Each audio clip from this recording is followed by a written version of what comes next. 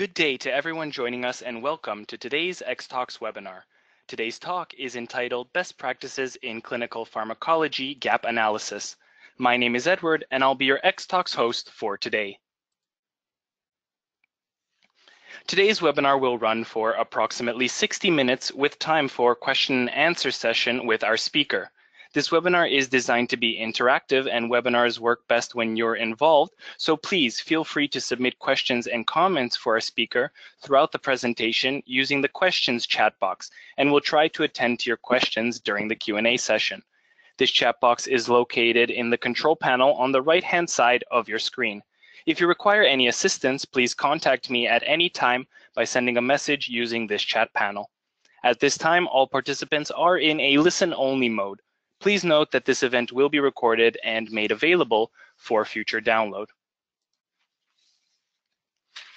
At this point, I'd like to thank Certara, who helped develop the content for today's presentation. Certara is a leading decision support technology and consulting organization committed to optimizing drug development and improving health outcomes. Certara's solutions, which span drug discovery through patient care, use the most scientifically advanced modeling and simulation technologies and regulatory strategies to increase the probability of regulatory and commercial success. Its clients include hundreds of global biopharmaceutical companies, leading academic institutions, and key regulatory agencies. And now I would like to hand the presentation over to Suzanne Minton, Manager of Scientific Communications at Certara, who will be introducing our speaker for today. Suzanne? Thanks, Edward. Hello, everybody, and welcome to our webinar on best practices in clinical pharmacology gap analysis. Today, we hope that you learn about the purpose of gap analysis, how it works, and what impact it can have on your program. Our speaker today is Dr. Julie Bullock. Next slide, please. Julie is the Senior Director of Consulting Services at Certara. She has over a decade of drug development experience within the FDA, and her past appointments at the FDA included Clinical Pharmacology Team Leader and Senior Clinical Pharmacology Reviewer. Julie, welcome to the webinar. The floor is now yours. Thank you, Suzanne,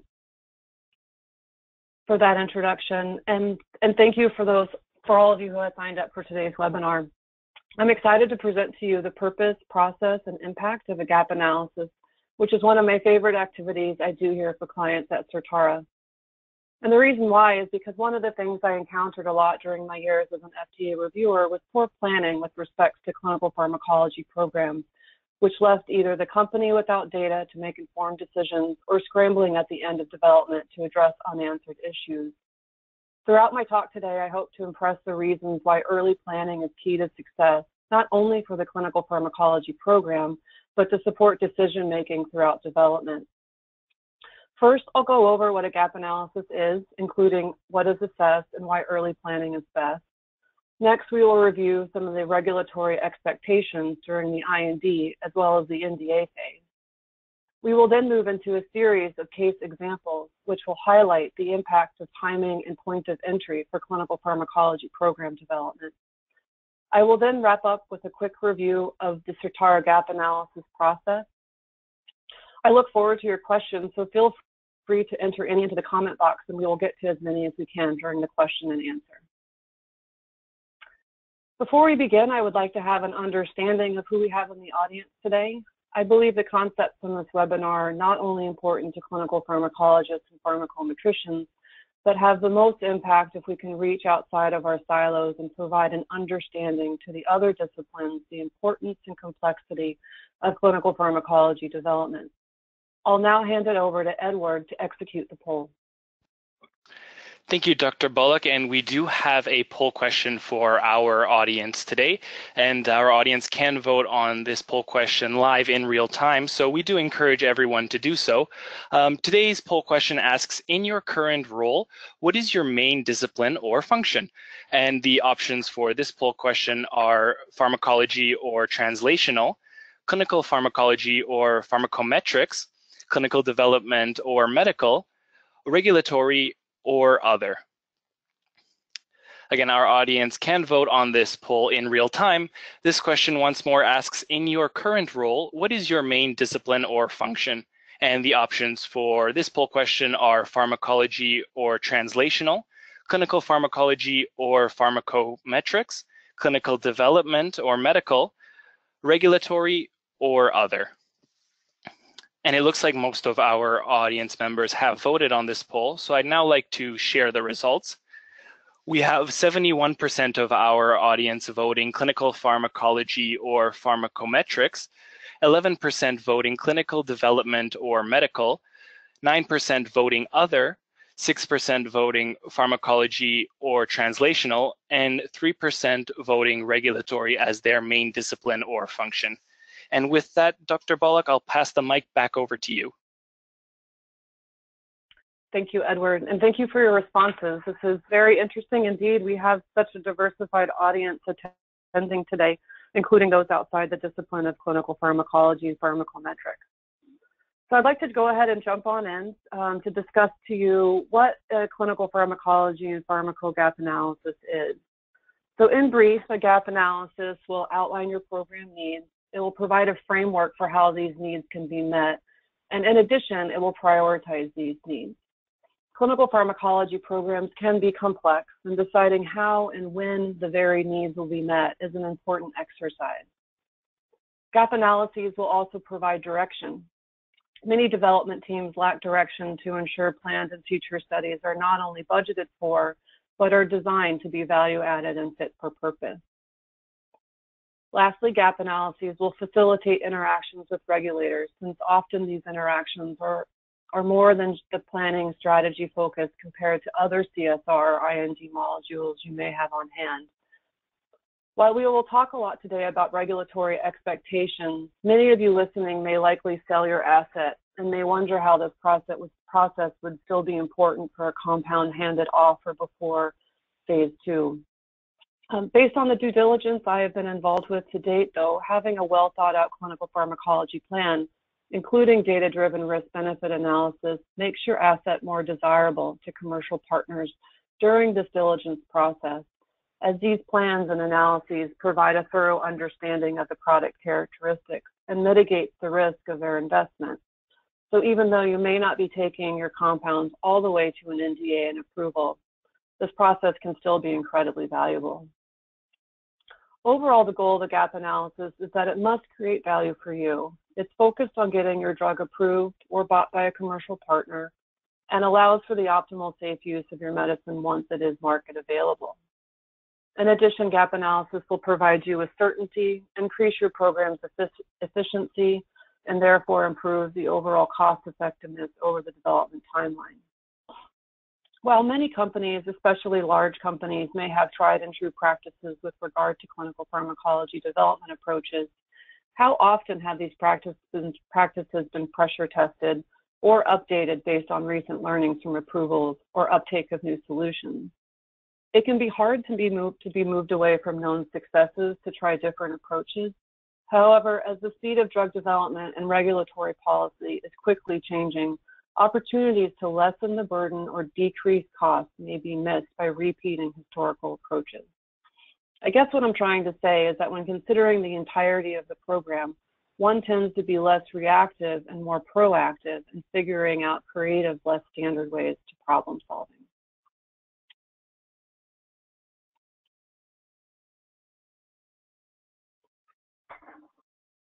So what is assessed during a clinical pharmacology gap analysis?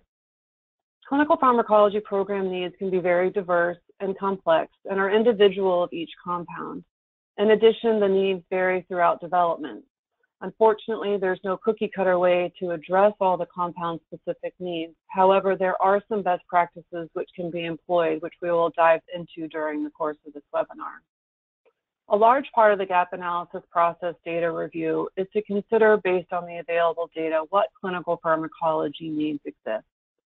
Some needs are standard for all drugs, such as single and multiple dose PK, characterization of elimination and metabolism.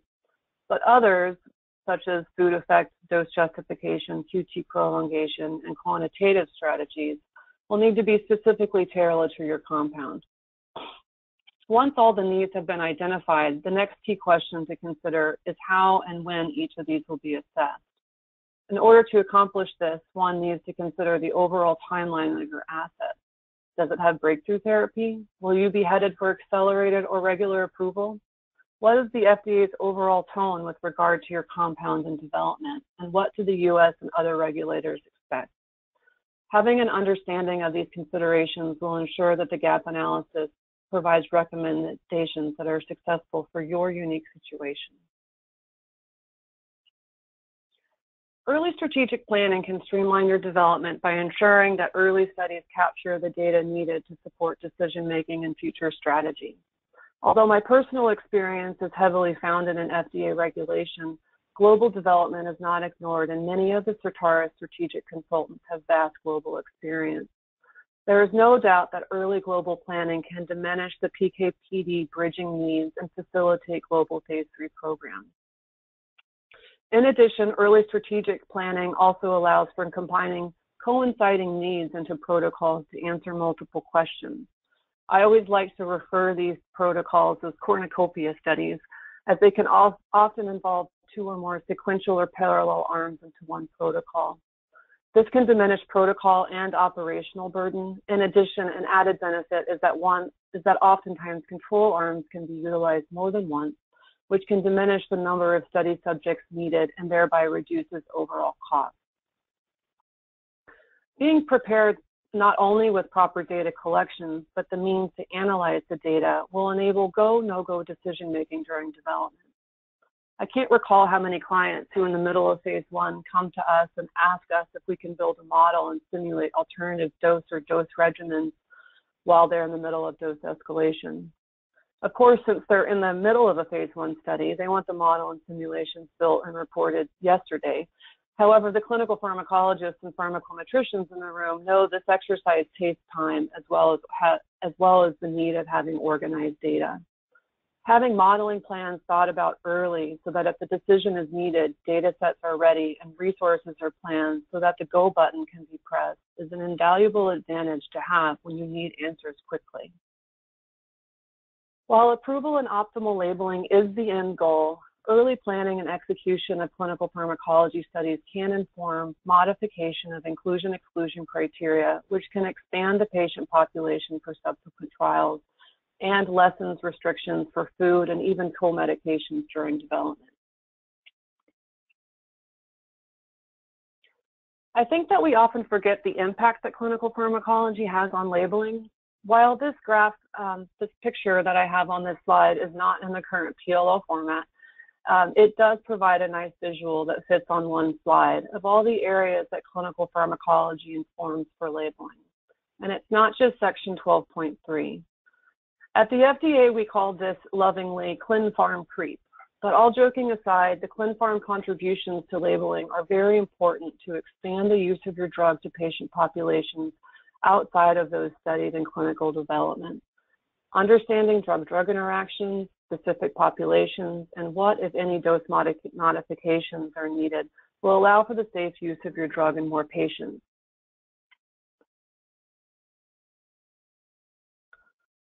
So what are the regulatory expectations for clinical pharmacology during development? What did I expect as an FDA reviewer? Well, some of you may be thinking, I don't have to worry about this stuff until I submit my NDA or BLA. That's not really the current reality. During the pre-IND and IND phase, the FDA is obviously most focused on safety, so it will be ensuring that inclusion-exclusion criteria are in line with product characteristics, especially as they relate to elimination and metabolism. They will also review the original protocol to make sure that the PK and PD assessments are appropriate to support future decision-making. They will look to see if PK is going to be collected in all subjects. Is it going to be intensive enough for characterization? Are expansion cohorts still incorporating PK, and if so, how? By the end of phase 1 or end of phase 2 meeting, the FDA will expect integrated exposure response-based dose justification. Yes, even for oncology drugs, the maximum tolerated dose approach is not a successful dose justification approach anymore. At this stage, the FDA will also be looking for your clinical pharmacology development plans and quantitative method plans. They will also look to see that in future studies, do you plan to include sparse sampling, and how will you utilize this data for analysis? If clinical pharmacology plans are missing from end of phase 1 or end of phase 2 briefing packages, there is a risk of the FDA providing a list of standard comments, which you will then have to respond to, likely in a Type C meeting, which can be burdensome as it requires additional resources and medical writing. By the time you hit pre-NDA, the goal would be to focus the discussion on what would be included and how the analyses will be summarized in the NDA module. The pre-NDA meeting is not a meeting to discuss development strategy. Many of you may be familiar with the Office of Clinical Pharmacology's question-based review, which is the review template used by the FDA OCP reviewers for all NDA and BLA submissions. The template for the question-based review was updated a year ago and has been utilized in many of the 2017 approvals. The new QBR is focused on 4 key questions I have highlighted here in the inset box. As you can see, many of the key questions are focused around dosing with regard to food effect, drug-drug interactions, and alternative doses for subpopulations. In addition, the first key question is one I think many developers overlook, and that is, to what extent does the available clinical pharmacology information provide pivotal or supportive evidence of effectiveness? In short terms, yes, your clinical pharmacology program can be used as evidence of effectiveness to diminish the too adequate and well-controlled study requirements. This is typically accomplished through robust understanding of the dose and exposure response relationships for efficacy or surrogate markers for efficacy, and requires a fair amount of forward planning in order to be successful. Let's pause for a moment for another polling question. I'd like to understand, based on your current practice, when do you or your company typically start planning your clinical pharmacology strategy? I'll hand it over to Edward now for the poll. Thank you, Dr. Bullock, and we do have another poll question for our viewers today. This poll question asks, when do you start planning your clinical pharmacology strategy? And the options for today's poll question are before or during the first in-man study, after first in-man or in parallel with phase 2 study, in parallel with pivotal efficacy studies, or when the FDA requests it. Again, another friendly reminder that our audience can vote on this poll in real time. This poll asks, when do you start planning your clinical pharmacology strategy? Is it before or during the first in-man study, after first in-man or in parallel with phase 2 study, in parallel with pivotal efficacy studies, or when the FDA requests it? It looks like most of our audience members have voted on this poll, and I'd now like to share the results. And we have 56% of our audience voting before or during the first in-man study, 26% voting after first in-man or in parallel with phase 2 study, 12% voting in parallel with pivotal efficacy studies, and 6% voting that when the FDA requests it. And with that, I'll hand the mic back over to you, Dr. Bullock. Thanks, Edward. I'm glad to see that at least 50% of you are planning your clinical pharmacology strategies before or during the first in-man study. So I think that hopefully by the end of the talk, I'll be able to convince those who voted to delay strategy until pivotal efficacy or when the FDA requests it, that we should be thinking a little bit more earlier in development. So let's move on now to what the impact point of entry will have on your strategy. For this, I'll break development up into 3 phases. The early phase would be during preclinical or translational, and then go through to either the end of phase 1 or be mid-phase 1. The mid-phase of entry point, I would say, would occur after the conclusion of phase 1 and or in parallel to phase 2. And the late phase is anything that occurs after conclusion of phase 2 studies. So you would be designing your phase 3 or you're already in phase 3.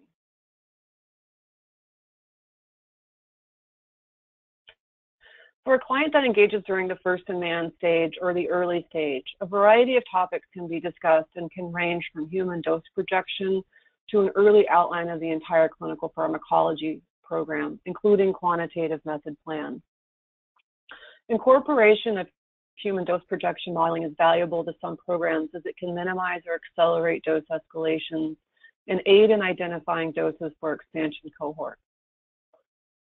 During an early stage gap, the first-in-man study can either be designed or amended to ensure gathered data will be value-added and de-risk the future program. This could include including QT evaluations for concentration QT analyses, assurance that the appropriate exposure data is being collected to support exposure safety, exposure PD, and exposure activity relationships for dose justification, assurance that data collections and data set constructions will be appropriate for population PK modeling, in addition to other assessments that, such as preliminary food effect or drug-drug interaction screens, can also be discussed. An early outline of the clinical pharmacology program needs is a key component of an early engagement gap analysis, and this allows the client to prioritize execution of these studies after proof of concept has been established. As mentioned previously, for early engagement, the pros and cons of developing early POT-PK models can be discussed so that modeling and simulation can be incorporated with little delay if decisions require these types of analyses. In addition, pending the in vitro drug reads and study results, discussion of how to leverage PBPK models and prioritization of what drug interactions should be answered through standalone study versus PBPK methods can also be discussed. As you can see, early engagement really sets the stage nicely for a well thought out plan and strategy, which includes a variety of dedicated as well as quantitative strategies to address the clinical pharmacology program needs. For a client that approaches the gap analysis process when they're in the midpoint of development, so say at the end of the first-in-man study, the main focus of the gap analysis would be to prepare for the health authority interaction. This would include reviewing or constructing exposure response-based dose justification for phase 2 studies and outlining plans for the clinical pharmacology development and quantitative methods for inclusion into the briefing books. In addition, a fair amount of time will be spent reviewing the phase 2 program to ensure that the designs are capturing data needed to support the quantitative strategy, including further dose justification through exposure response analyses and additional data for the population PK model. A strategy with regard to needs being addressed via POT-PK will also be made and compared with planned and ongoing trials to assure that the patient populations will be included in phase 2 and 3 studies to support the analysis conclusions. I think one of my favorite sponsor tricks I always liked catching while at the FDA was the companies who, in order to get out of dedicated studies, would promise addressing organ impairment via POT-PK. They would come in with great justifications for sampling and how they were going to analyze the data and how everything would be all tidy to support labeling for mild to severe impairment. And then I would go back and look at the inclusion criteria and see that they were restricting patients with normal renal impairment. So while quantitative strategies to address clinical pharmacology needs are very well accepted and should be incorporated, you do need to allow for patients into your clinical trials in order to come up with the conclusions for the data analysis. Finally, at this stage, critical prioritization of the clinical pharmacology needs will be discussed and prioritized for filing, and these will be balanced with your overall regulatory strategy of the compound and the development timeline. While the midpoint is a great engagement point for gap analysis, it can require a decent dedicated study burden pending the design of the first-in-man study and what assessments are included. For a point of entry of the late phase, a client that delays discussion of clinical pharmacology strategy until phase 3 will be left with some hard decisions. Delaying clinical pharmacology and quantitative strategy limits the amount of data that can be leveraged to answer things like QT, organ impairment, dose justification, and the effect of covariates. Delaying the clinical pharmacology strategy will increase the number of dedicated studies needed to support labeling and could delay filing if studies cannot be submitted post-approval. Dedicated studies can be a costly adventure in addition to the high operational burden with regard to execution of multiple studies over a short period of time. Regulators will expect analyses to support safe use of the drug at your NDA or time of NDA submission and as wide as a population as possible. Concerns that the FDA typically have are subgroups with increased toxicity or decreased efficacy, situations that are going to alter exposure and increase toxicity, or decreased exposure and decreased efficacy. And they're also looking for trends for both response and safety over a large dose and exposure range. Data lacking with your NDA submission will result in restrictive labeling and possibly a high post-marketing burden. So let's dive into some cases to bring home the point of the importance of points of engagement in early strategic planning. This first client was engaged prior to first-in-man, and the engagement lasted throughout development. They had 8 clinical trials supporting various key questions. 6 were for clinical pharmacology, and 2 were patient safety and efficacy studies. They leveraged data across studies to answer multiple questions as well, as you can see by the list of the number of things that study 1 was supporting. This negated the need for up to 5 additional dedicated studies for food effect, drug-drug interactions, as well as QT. The first-in-man strategy allowed for de-risking of food effect and drug-drug interactions early, which allowed for lifting restrictions of food as well as co-medications and subsequent efficacy trials. The early quantitative planning allowed for first-in-man and first-in-patient study assessments to support the concentration QT and the population PK to support the effect of acid-reducing agents as well as renal impairment on PK. The robust PBPK strategy was used to diminish the drug-drug interaction and steady-state organ impairment study needs, which allowed for the organ impairment study to be done following a single dose, which was much faster than a steady-state evaluation. So as you can see, early planning took a study burden from 11 clinical pharmacology studies down to 6, and it allowed for leveraging quantitative methods all the way from the first-in-man study into phase 3. In conclusion, the studies and the planned analyses for this client and this compound are standard expectations for this therapeutic area. The second case was a small biotech who engaged us as they were finishing phase 2 and planning phase 3. So this is what I would consider to be a late engagement. At the time of the gap review, they had 5 completed studies. 3 were patient safety and efficacy studies, and they had 2 clinical pharmacology studies completed, mostly surrounding bioavailability and food effect evaluation. The outstanding items that we found during the gap analysis were related to QT, drug interactions, dose justification, and organ impairment. There was definitely a lost opportunity to gather data in early studies to answer some of these questions.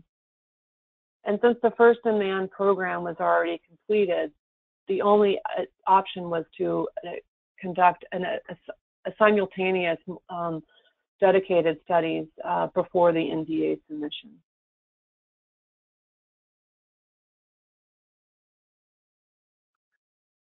Case 3 was a client who engaged us early during phase 1, but this program was rapidly moving towards accelerated approval. So they fell somewhere between an early and a mid-engagement time point. At the time of engagement, they had activity in patients with a rare disease and cohorts from the first-in-man study. Therefore, their regulatory strategy was to submit data from expansion cohorts for accelerated approval. And this submission was going to be occurring approximately 12 months from the date that I started the gap review. At the time of the gap analysis, the clinical pharmacology program was ongoing, but there was no pharmacometric strategy. Therefore, the focus of my gap analysis was on reviewing the risk of their current program, including the drug-drug interaction strategy, in addition to providing needs for an accelerated approval filing.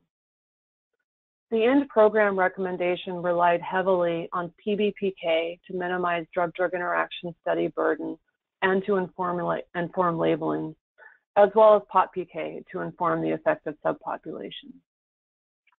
This gap process allowed the company to organize their thinking and justification for the end of phase 1 meeting, where successful agreement on the overall program for accelerated approval and dose justification strategy was obtained with the FDA. This process also helped the client streamline the pharmacometric analysis needs and start preparatory work for these analyses in time for NDA filing. My last case is a client who waited for the FDA to tell them to do things. At the time of engagement, the client had completed phase 2 and was wanting to go to phase 3. However, the FDA requested exposure response-based analysis to support the phase 2 dose. So at this stage, the client was tossed back into phase 2. For this gap analysis, protocols and dose justification were reviewed, and strategy for incorporation into phase 3, a dose ranging portion, and associated PK and PD sampling were reviewed. And we are also looking at how we could use POT-PK and exposure response analysis to support the FDA's exposure response-based analysis for phase 3 dose. Other critical gaps were also identified during this review and included drug-drug interaction strategy as well as organ impairment. Some of the drug-drug interaction information was critical in vitro studies that still needed to be executed prior to even informing the in vivo need. Alteration of exclusion criteria to address organ impairment was also suggested so that they could gain information using POT-PK models to support the renal and hepatic for labeling for their NDA. Population PK and exposure response analysis plans were also drafted, since we knew that when they went back for their Type C meeting to discuss dose, that these types of analysis were going to be needed for their phase 3 dose recommendations. So these analysis plans were drafted ahead of time so that the decision and go button could be pushed right after the dose escalation portion of the phase 3 study was completed, so that quick decisions could be made. As we wrap up here, I'd like to quickly go through a typical gap analysis process. We value the experience of teams here at Certara, so gap analyses are standardly assigned to 2 to 3 clinical pharmacology experts, which may include 1 senior level clinical pharmacologist, 1 junior level clinical pharmacologist, and DMPK and pharmacometrics expertise as needed. The process is to first hold a kickoff meeting, followed by a period of background review for the consultants here. The background review meeting is then held to make sure that we have the correct understanding of your data and allows for additional data to be presented if available. After that, the work on draft 1 begins and is followed by an internal Certara peer review with up to 2 executive level clinical pharmacologists. This ensures the proposed strategy for your gap analysis is encompassing the full learnings of our scientists who have storied careers in industry and are in line with the current state of best practices. Upon completion of the draft, a draft review meeting is held with the client where initial gaps and recommendations are discussed and client-specific needs and requests are taken into account for incorporation into the final version. The process is very iterative and transparent, which ensures we have the complete understanding of the data in hand. And we encourage incorporation of your medical and regulatory teams into the process to ensure that we have correct foresight into where you are headed so that we can construct a plan that aligns with your regulatory and development goals. In conclusion, clinical pharmacology has many moving parts. There are a lot of studies and boxes to check, and there's no right way to do things. There are a few wrong ways to do things, but often those learnings are not publicly available. So that's one of the reasons why engaging consultants can be so valuable. Earlier planning is best for maximizing the benefits of a proactive and integrated clinical pharmacology and quantitative method strategy. The goal of the gap analysis process is to establish a clear path forward to enable decision-making during IND development and position you for a successful NDA review. And with that, I will be happy to take any questions. Thank you all so much for your attention. Great, thank you so much, Julie. I have our first question from the audience. What is the risk of conducting clinical pharmacology studies that are not in direct alignment with FDA guidance recommendations? Oh, thank you. That's a great question. I think many of us think that clinical pharmacology development should be easy because there's so many different clinical pharmacology guidances that are out there for everyone to follow. But I think that there is, well, first of all, guidances are typically not incorporating state-of-the-art practices. They're delayed in approval and can be what I consider to be a little bit more of historical types of documents. Notwithstanding, the guidance documents do provide a basic framework for how studies should be conducted, but they are not. These are not CFR. These are not how studies must be conducted. And so I think that being able to push the envelope and consider more creative ways can be something that more companies should be doing.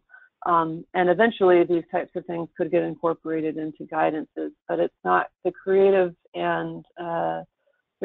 solutions to many development problems are not going to be first recommended by the FDA. They're going to be recommended by us out here in the field, which will slowly move the way the FDA thinks.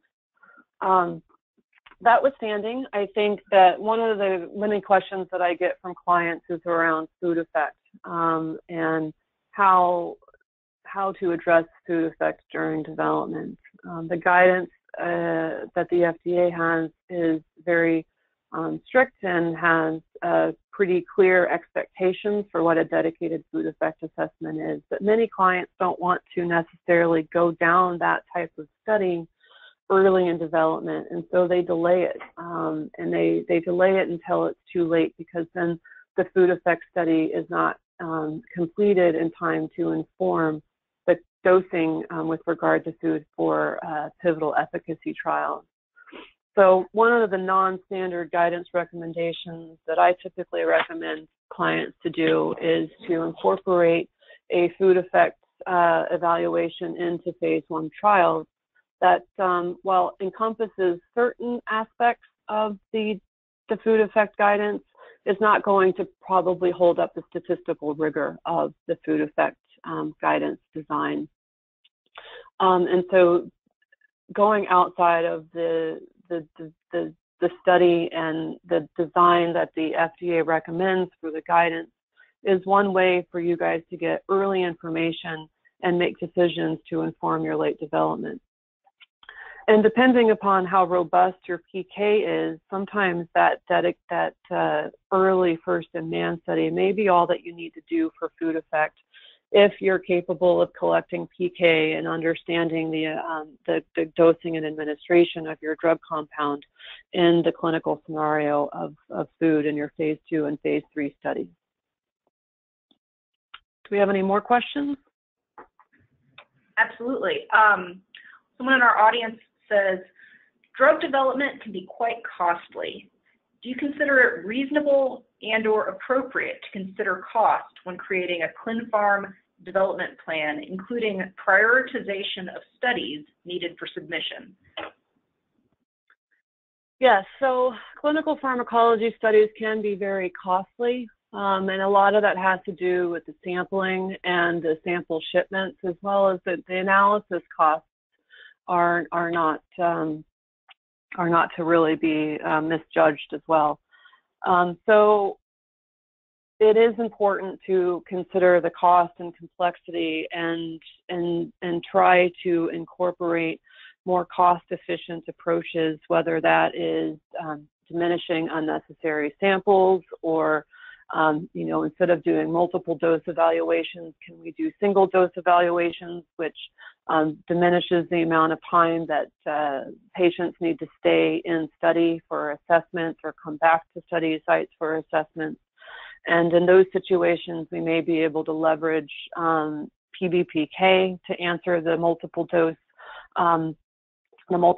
question while minimizing the study burden of certain evaluations. So I think that yes, cost is very important thing to consider, because you know, while we can go out and do all of these studies in a dedicated fashion, if we can prevent having to do a dedicated study, you've just saved yourself, and we've saved the development community, you know, hundreds and thousands of dollars that can be spent doing other studies that better characterize and will inform labeling. Or it can be used to develop other drugs that could be beneficial to patients. So I think it is very important to consider cost, and not only cost, but operational feasibility of studies when doing gap analyses. Someone asks, in some of the case studies that you presented, Julie, the recommendations for the ADME trial was listed as to be considered rather than needed. Can you give some examples where mass balance trials are not needed, especially for small molecules? Yeah, sure. So there is no requirement for ADME studies to be conducted during development. I think that's one of the misconceptions that is out there. ADME studies are very informative studies and can provide incredibly valuable information about your compound, but there are alternative ways of addressing the information that ADME studies provide. The lack of an ADME study will depend heavily on what therapeutic area you are in, as well as the types of patient populations for which your drug can be given. So I usually do encourage clients to do ADME studies if they can do it in healthy volunteers, and if they have a compound that can be radio labeled. But if that's not the case, then there are alternative ways of collecting information to characterize the elimination and metabolism, which is what the FDA is really looking for out of an ADME study, in addition to some of the other useful things that that come out of those studies. We've got a question about oncology drug development. Someone says, in oncology drug development, sometimes it's difficult to use healthy volunteers for conducting clinical pharmacology studies. Are there any differences in acceptance of model-based approaches from a regulatory point of view? Yes, so oncology drug development does have its limitations, and sometimes we can't utilize healthy volunteers, not only because of possible genotoxicity or carcinogenicity risks, but because the drug just may not be tolerated in a healthy volunteer patient population. So we're always willing to give cancer patients a little more toxicity than we would just a healthy 18-year-old male. So with that, when you're restricted to doing studies in the cancer patient population and your dedicated study burden is high, one of the really important things to do is to make sure that you're leveraging as much as possible the quantitative method strategies that you can in order to address certain questions. So instead of doing a bunch of drug-drug interactions, I think the FDA has been incredibly consistent with approving drugs based on PBPK results that have been appropriately validated with dedicated trials. In addition to maybe using PBPK to predict the multiple dose exposure differences for possible hepatic impairment type studies that maybe were only done under a single dose condition. So there is a fair amount of uptick of model-based informed approaches in the oncology space. I think that instead of just focusing really on oncology here, I would like to see these model-based approaches being used more outside of the oncology space. So there's a lot of wasted drug development in other therapeutic areas that is done for commercial reasons, probably to make sure that their label is as competitive as the competitor. But I think that if we could start using model-based approaches to support drug-drug interactions and other therapeutic areas, we could save a lot of development funds to be used to make better drugs for patients.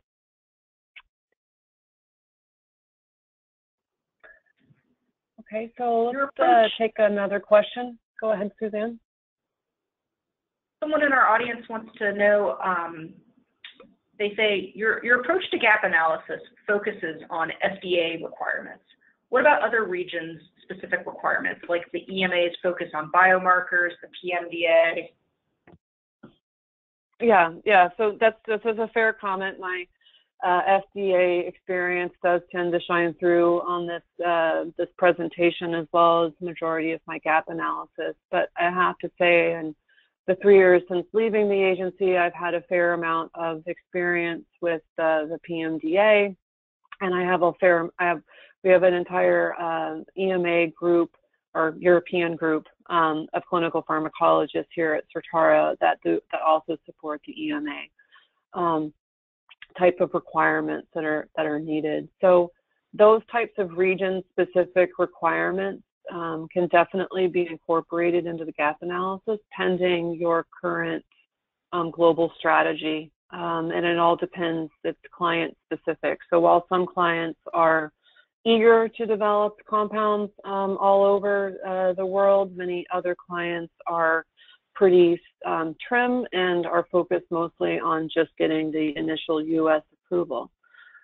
That withstanding, having early understanding of your global program, not only from a clinical pharmacology, but a clinical standpoint, can make you more acceptable to investors. So even if I do have clients that are really focused on US FDA approval, we usually try to get them to start thinking either during the gap process or shortly after what their global strategy would be, and then assign those resources appropriately.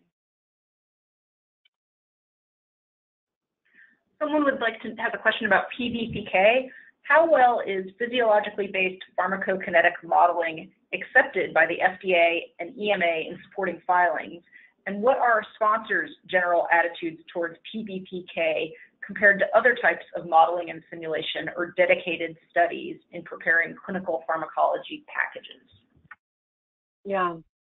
So PBPK is accepted by the FDA. I utilized PBPK a lot when I was at the agency, and the reason why is because, at least in oncology, we had a very limited amount of information at the time of NDA filing, and so I was always trying to leverage as much as I possibly could using PBPK so that I could inform labeling for my practitioners and patients who would be using the drug once it was approved. The EMA has a similar viewpoint on PBPK, at least as it pertains to the applications that I had incorporated PBPK into labeling. The EMA had also incorporated similar language into their labeling based on PBPK.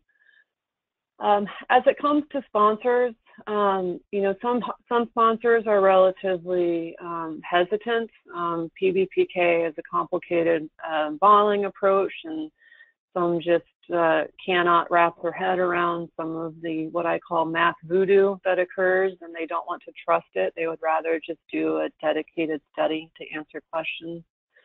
But if you have 6 dedicated drug-drug interaction studies that you need to conduct, and you, instead of conducting 6, you can conduct 2 and then use those 2 studies to validate your PBPK model and get out of conducting the additional 4. You just saved yourself the protocol writing, the operations, the PK reports, as well as you have also saved having to dose the drug in a non-effective manner to healthy volunteers or patients who would have no benefit from the drug. So I think that while it's easy to just say, yeah, let's go do a dedicated study, we could also question the ethics of doing these studies when situations when we have tools such as PBPK in front of us that can be just as effective in answering those questions with minimal patient or volunteer risk. We have a question from the audience about food effects.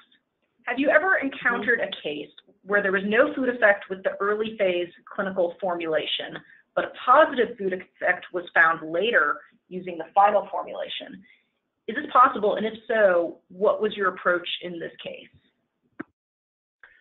Yeah, so that's a pretty specific question that would need to have an understanding of, you know, what was the assessment of the early formulation? Was it a dedicated study? And what's the current assessment of the new formulation? Was that to a dedicated study? And what was the power of these different things? I have seen food effect changes occur over different formulations that are included in drug development, which is one of the reasons why drug companies typically wait to do food effect until they have their final market image formulation, as to not confuse the overall strategy there.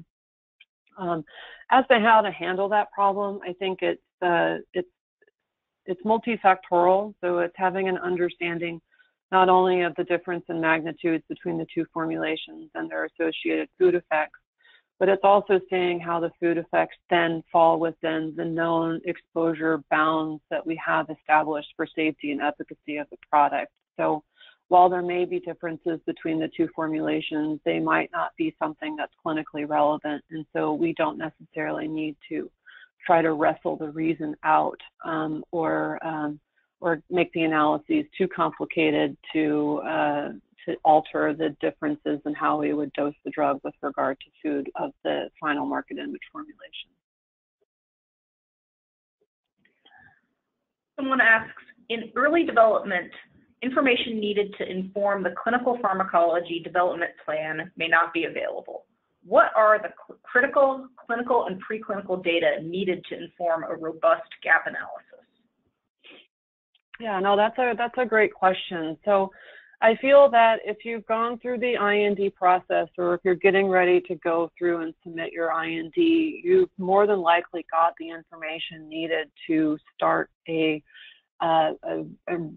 have a really good start on your clinical pharmacology gap analysis, because a lot of that has to do with understanding the solubility of your product, and pH dependence, as well as the in vitro study results from a drug-drug interaction perspective, as well as any sorts of non-clinical information that you may have on excretion of the compound in rats or other animals, and making sure that you've got the appropriate non-clinical studies to be able to study your drug in healthy volunteers if you're developing a cancer drug, as well as if you need to conduct an ADME study, whether or not you have QWBA lined up, so that way we can calculate the radioactive dose.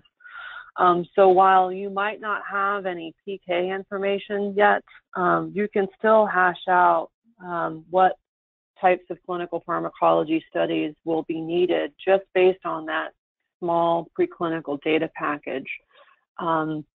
It might need to be revisited after you have your phase 1 studies, but that early review is really important, because it makes sure that the phase 1 study that you're conducting is going to be collecting information that's going to facilitate your decision making. And I think that's the #1 study that people have a tendency to think a little bit light on, because they don't know whether or not there's proof of concept.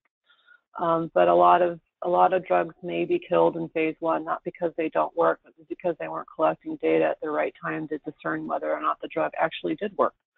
So it's always good to have a good clinical pharmacologist with broad experience review these first-in-man protocols and come up with plans, so that way you can be set forward with a good strategy early on.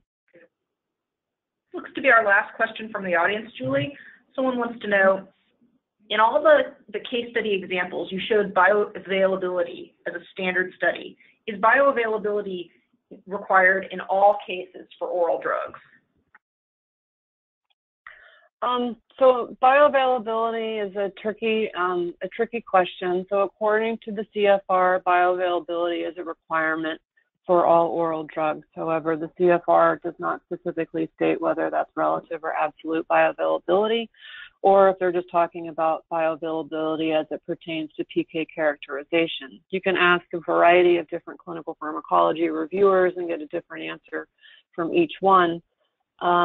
So I think a lot of it depends a little bit on what therapeutic area you are in, and to whether or not it's useful to have an understanding of the difference between an IV and an oral formulation, and whether or not it can be studied easily. But approval of drugs without relative or absolute bioavailability is done all the time, and is not necessarily a requirement. I typically only require bioavailability during development if there is a formulation switch. So if you're introducing a new tablet or capsule, we usually want to de-risk that. So a bioavailability study would then be either required or considered. And bioavailability studies are typically encouraged when looking at pediatric formulations. So having an understanding of the difference between the adult and the pediatric formulation in case dose justifications or dose alterations need to be made is very important, and relative bioavailability can be used to inform that. Okay, thank you, Julie. Before concluding the webinar, we have a few short announcements. The next webinar in the series will take place on December 5th, when Nikunj Kumar Patel, Oliver Hatley, and Matthew Harwood will present What's New in the SimCip Simulator version 17. On December 13th, Professor J.M. Cardo from the Auvergne University will present How to Perform Level C IVIDC in Phoenix. And we're going to be kicking off 2018. The first webinar of the 2018 webinar series will take place on January 17th. Dr. Mark Lovern will present using model-based meta-analysis to inform drug development for autoimmune diseases.